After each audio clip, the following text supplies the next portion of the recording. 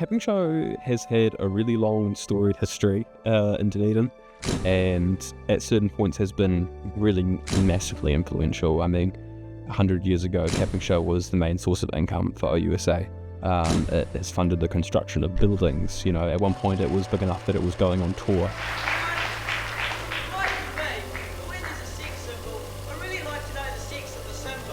Officially, we've been around for 130 years, but I have heard that a couple of years before that there was some impromptu skits performed at graduation ceremonies where a couple of Otago students just got up and took the piss out of the university and the powers that be. That happened for a couple of years until eventually it got banned by the Chancellor at the time, at which point OUSA very graciously picked it up and Capping Show was officially born. 130 years later, still taking the piss out of the powers that be. Not much has changed. And 3% cuts, and all sorts of cuts. The 1986 Otago University Capping Show is me. That's what we can afford.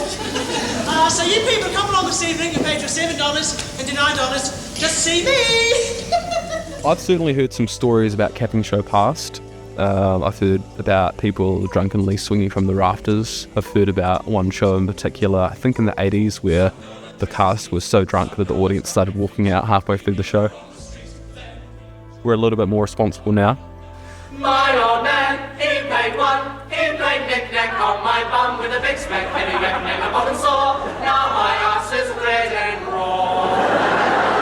Yeah, the show has definitely evolved quite a lot over the years. I mean, it follows that same rough structure, and the heart of the show really is the same. It's all about telling student stories in a very funny way, taking the piss out of those that have the power. Nothing is off limit. We can joke about racism, sexism, anything you can think of, but we are very mindful of the directionality of our jokes, so we're always punching upwards. How do you solve a problem like gonorrhea?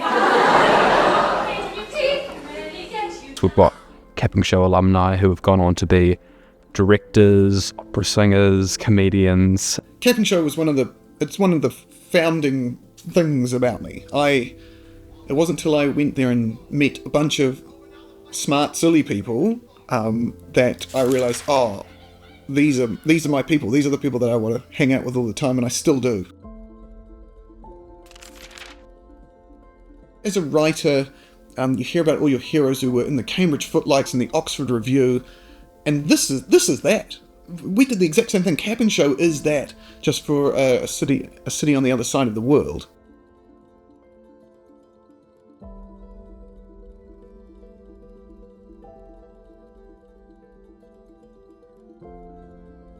The idea of the Capping Show cult is an interesting one. It's something that people project onto us, but I think it's something that we quite enjoy. The cast and crew really like the idea most of the time. It's quite a funny way of thinking about what Capping Show is, because there are ways that from the outside it probably does look quite culty. Capping Show is 100% a cult. It's one you have to audition for, you have to gain entry to it. I heard Mark Scott, who directed in my year, talk about running auditions. It's like auditioning to be who's going to be your friend for the next however many years you're at university. And so it really has this vibe of, if you're in it, you feel like you're in this cool, awesome gang, and people outside of it don't quite get it. They think it's weird. Heaven, Shakespeare. I'm sorry, but I'm soaking beard, and your shirt is all wet. This has to be heaven. If I could describe Capping Show in one word, I think I would say insanity. It's a crazy production. It doesn't really make any sense. If you come and watch the show, you'll understand what I mean. Oh, yeah, really, Trevor. Make you feel like a man. It's insane in the most beautiful way. It's a crazy production, but it's an awesome thing to be a part of.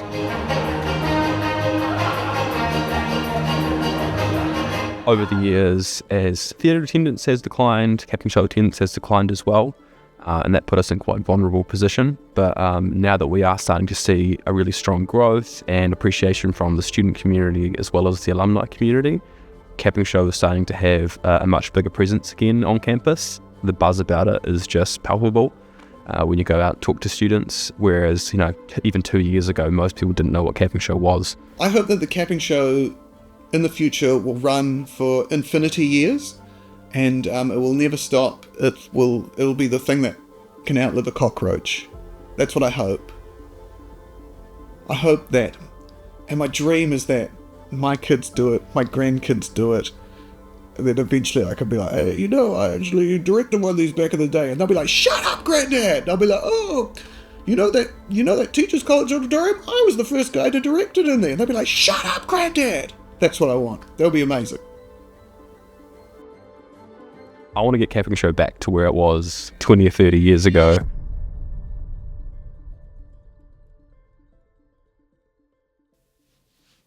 Happy editing. Make sure to put in a star wipe, because those are cool. The ones that go like bah, and it's like a star. I like that. That'd be great.